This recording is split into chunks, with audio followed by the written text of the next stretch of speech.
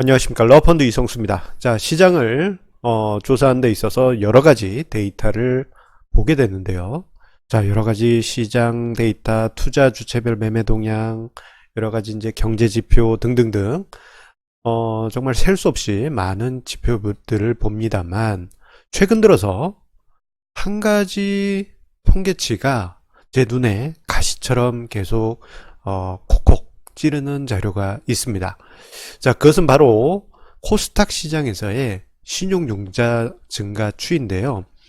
자, 작년 말 이후 올해 들어서 제법 큰 폭의 증가세가 있었다 보니 이게 조금 제 눈에서는 눈에 가시처럼 다가오게 됩니다. 자, 오늘 증시 토크 주제는 그래서 이렇게 잡았습니다. 코스닥 시장에서의 신용융자 들고 있는데 개인 투자자요, 제발 코스닥 시장에서의 신용을 자제하시길, 이렇게 주제를 잡고 증시 토크를 준비를 했습니다. 자, 제가 왜 이런 이야기를 들었느냐, 바로 코스닥 시장 자체는 개인 투자자가 거의 절대적인 존재이기 때문입니다. 자, 지금 화면상의 자료는요, 4월 21일부터 어제까지 한 달 동안에 전체 거래 대금에서 시장별, 유가증권 시장, 코스닥 시장 이렇게 나눴을 때 개인 투자자의 거래 대금 비중을 조사한 자료입니다. 자, 이 자료를 보시게 되면은 매도 거래 대금에 있어서는, 자, 유가증권 시장에서 개인 투자자는 거의 한 48% 가까운 47.8%, 코스닥 시장에서는 84%, 그리고 매수 거래 대금에서는 개인 투자자가 50.5%, 그리고 코스닥 시장에서는 85%, 이러한 비중을 차지했습니다. 자, 유가증권 시장은 그래도 개인 투자자 비중이 절반 정도 수준으로, 그렇게 절대적인 존재는 아니지만, 자, 코스닥 시장에서는, 자, 개인 투자자의 매매 비중이 84에서 85%, 예전에는 90%를 항상 넘었던 시절도 있었습니다. 그때 비해서는 조금 약간 줄어들긴 하였지만 아직도 코스닥 시장에 있어서 개인 투자자의 매매 비중은 절대적이다라고 말씀드릴 수 있고요. 이게 왜 중요하냐?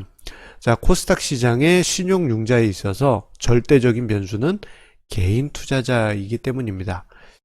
자, 그런데 이 신용융자 추이가 최근 올해 들어서 이 증가세가 좀 심상치 않았습니다. 자, 지금 화면상의 자료는요, 자, 유가증권 시장과 코스닥 시장을 나눠서 이 신용융자 추이를 조사한 자료입니다.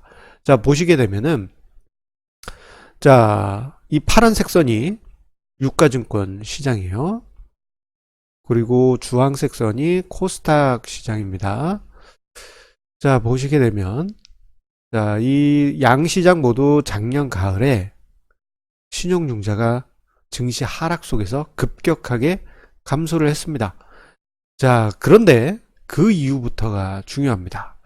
자, 올해 들어서 2019년 들어서, 자, 거래소 시장 같은 경우에는 신용융자가 거의 제자리 였습니다만, 코스닥 시장 같은 경우에는, 자, 신용융자 규모가 작년 늦가을 하락장 대비해서 1조 원 이상 급증했습니다. 자, 같은 기간대에 보게 되면요, 유가증권 시장은 신용융자가 그대로 그 자리였었고, 코스닥 시장은 오히려 엄청나게 늘었어요. 자, 이렇게 따져본다면은 지금 이 코스닥 시장의 위치가 작년 10월 하락장 시작되기 직전에 그 고점하고 거의 비등비등한 수준인데, 자, 이렇게 본다면은 코스닥 지수가 작년 가을 수준까지 올라와 있나? 만약에 그렇다면은 저 신용융자 규모가 어느 정도 설명이 되겠습니다만, 아이러니하게도 지금 코스닥 시장의 주가 지수는 지금 화면상에 보시는 바와 같습니다. 지금 화면의 차트에서 위쪽이 유가증권 시장 종합주가 지수죠. 그리고 아래쪽이 코스닥 시장. 예. 제가 KQ라고 자꾸 쓰는데 이게 코스닥입니다. 예. 예전부터 이게 코드, 예, 이게 습관이 돼 있다 보니까 KQ라고 쓰고 있습니다. 자, 보시게 되면, 자, 코스닥 시장의 작년 10월 초 대비해서 현재 지수 수준은 120포인트 가까이 하락해 있습니다. 한 15% 가까이? 예. 이렇게 하락해 있는 상황임에도 불구하고, 자, 앞서 언급드릴 때, 코스닥의 신용융자 수준은 거의, 예, 10월 초 수준의 신용융자가 위치해 있습니다. 즉, 자, 이번에 코스닥이 올해 초에 반등을 할 때 신용융자가 좀 급하게 늘어난 부분이 있어요. 그런데 그 급하게 늘어난 정도가 도를 넘어섰다. 매우 급하게 신용이 늘었다. 그런데 앞서 언급드린 대로 코스닥 시장은, 자, 누가 지배한다?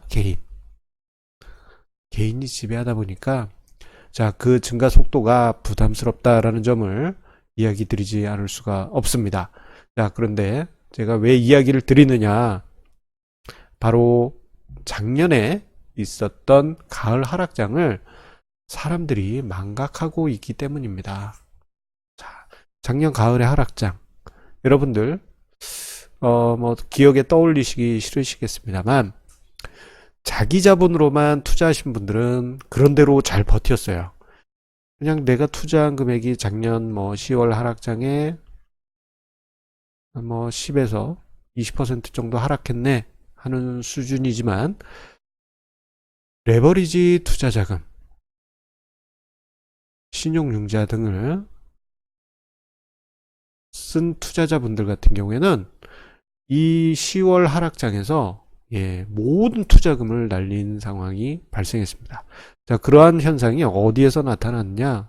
예, 제 사무실 근처 여의도에서 그런 모습이 있었고, 그 이야기가 SNS에 회자되기도 했습니다. 자, 여기서 조금 재밌는 여의도 이야기 하나 드릴게요. 한 2013년도 이후 한 2, 3년 동안 여의도 증권가에서는 구조조정이 있었어요. 예. 애널리스트 그리고 펀드 매니저 분들이 증권사에서 명예퇴직이나 아니면 자발적으로 퇴사를 하신 경우가 많았는데, 자, 그분들이 나와서 전문 개인 투자자가 됐습니다. 자, 그런데 이 전문 개인 투자자가 된 애널리스트 출신 인물, 펀드 매니저 출신 인물들을 어떻게 불렀냐면, 애널리스트 출신 전문 개인 투자자는 애미, 애널리스트 출신 개미다 해서 애미. 그리고 펀드 매니저 출신은, 예, 매미, 매미 이렇게 불렀습니다.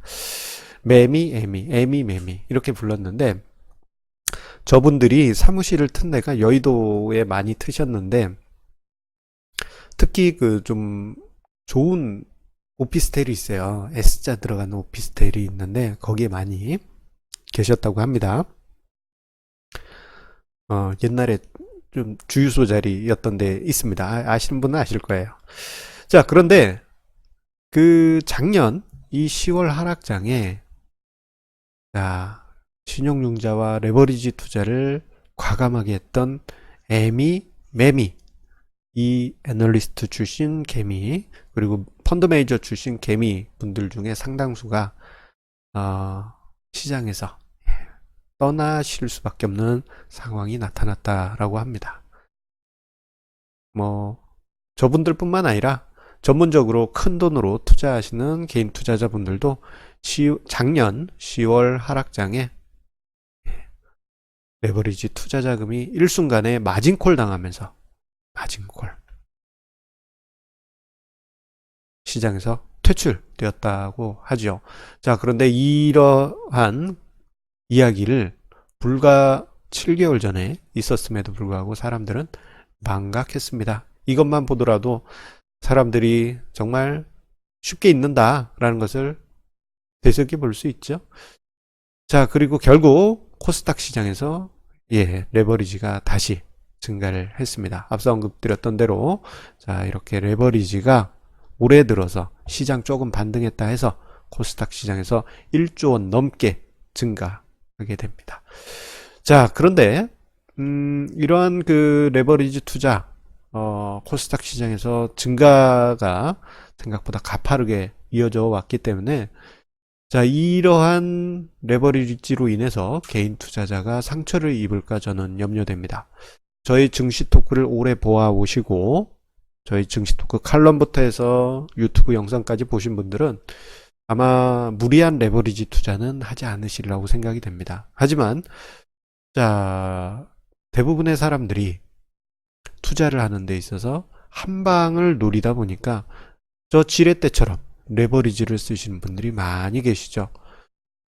특히 작년 초에 가상화폐 버블이 꺼지기 시작하면서 그때 당시에 공격적인 투자 성향을 가지셨던 분들이 코스닥 시장으로 넘어오면서 예, 그 공격적인 투자 성향을 유지하기 위해서 레버리지 투자, 신용융자,